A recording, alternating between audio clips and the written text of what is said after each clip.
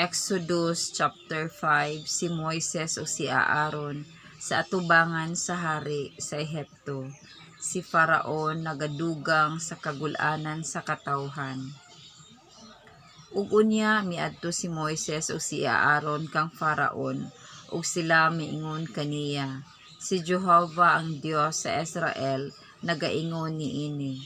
Tuguti ang akong katawhan sa pagpalakaw, sa paghimo og fiesta alang kanako didto sa kamingawan. 2. Og si Faraon mitubag, kinsa ba si Jehovah aron magapatalingog ako sa iyang tingog ug magatugot ako sa pagpalakaw sa Israel? Ako wala makaila kang Jehovah, dili usab ako mutugot sa pagpalakaw sa Israel. 3. Ug sila moingon, ang Dios sa mga Hebrehanon nakikita kanamo, nangalyupo kami kanimo, palakta kami sa katulo sa tutulo ka adlaw nga panaw ngadto sa kamingawan, ug pahalara kami kang Jehovah nga among Dios, aron siya dili moabot sa ibabaw namo nga may kamatay kun espada. 4. Ug ang hari sa Ehipto miingon kanila, Moises ug Aaron, ngano nga ginapahunong ninyo ang katawhan sa ilang buluhaton, pangadto kamo sa inyong mga palas-anon. Ug miingon si Faraon, ania karon ang katawhan sa yuta daghan na, ug kamo nagpahunong kanila gikan sa ilang mga palas-anon. 6. Ug niadtong maong adlaw nagsugo si Faraon sa mga tinugyanan sa buhat sa katawhan ug sa ilang mga pangulo nga nagaingon. 7. Dili na kamo maghatag og dagami sa katawhan alang sa pagbuhat og tisa ingon sa gihimo hangtod karon, ug pasagdi sila nga maoy moadto og manguha og dagami alang kanila. 8. Ug ang gidaghanon sa mga tisa nga ilang gibuhat hangtod karon inyong ipahamutang kanila, ug dili ninyo pagkunhuran kini bisan jutay, kay sila walay buhat, ug tungod ni ana nagasinggit sila nga nagaingon, palakta kami ug pahalara sa among Dios. 9. Pabug-atan pa ang buluhaton sa ibabaw sa mga tao aron sila managbuhat niini, ug dili sila managpatalinghog sa mga pulong nga bakak. 10. Ug miadto ang mga tinugyanan sa buhat sa katawhan ug ang ilang mga pangulo, ug sila misulti sa katawhan nga nagaingon, mao kini ang giingon ni Faraon, ako dili magahatag kaninyo og dagami. 11. Pangadto kamo ug panguha kamo og dagami sa dapit diin kamo makakaplag niini, kay bisan jutay sa inyong buhat dili igakunhod.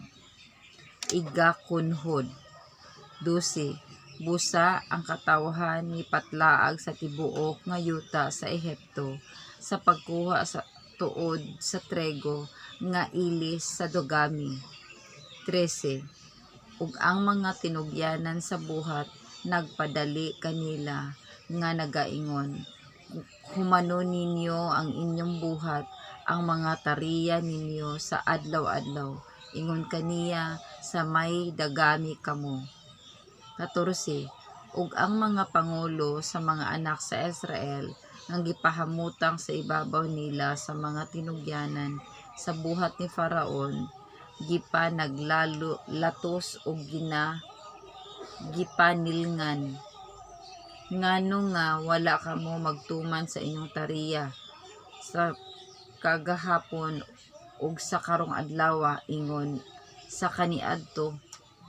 15. Unya ang mga pangulo sa mga anak nga lalaki sa Israel miadto kang Faraon ug nagagulo kaniya nga nagaingon, ngano nga nagabuhat ka sa ingon sa imong mga ulipon. 16. walay gihatag nga dagami sa imong mga ulipon, ug labot pa nagaingon sila kanamo. Pagbuhat kamo og tisa, ug ania karon ang inyong mga ulipon gipanglatos, apan ang sayop anaa sa imong kaugalingong katawhan. 17. Og siya mitubag kanila, nagatapol kamo, ug tungod ni ana nagaingon kamo, manlakaw kita ug maghalad kang Jehova. 18. Busa umadto kamo karon ug magbuhat, kay walay dagami nga igahatag kaninyo, bisan pa ni ana inyong tumanon ang gidaghanon sa mga tisa nga kinahanglan. 19. Ug ang mga pangulo sa mga anak sa Israel na nagpakakita nga sila diha sa daotan nga kahimtang sa tapos kini isulti. Dili gayud kamo pagakunhuran bisan jutay sa inyong mga tisa ang inyong tariya sa adlaw-adlaw. 20. Ug ilang gisgutan si Moises ug si Aaron nga nagtindog sa dalan sa namauli sila gikan kang Faraon.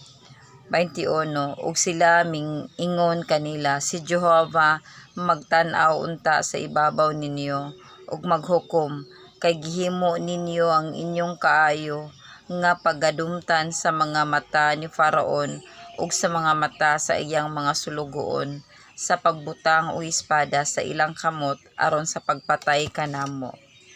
22. Og si Moises mingbalik ngadto kang Jehova ug miingon, Ginoo, ngano ba nga imong gilisod kining katawhan? Ngano imo ako nga gipadala? 23. Kay sukad ako mahiadto kang Faraon sa pagsulti kaniya tungod sa imong ngalan, gidaot niya pag-ayo kining katawhan ug kining katawhan wala man gayud nimo luwasa.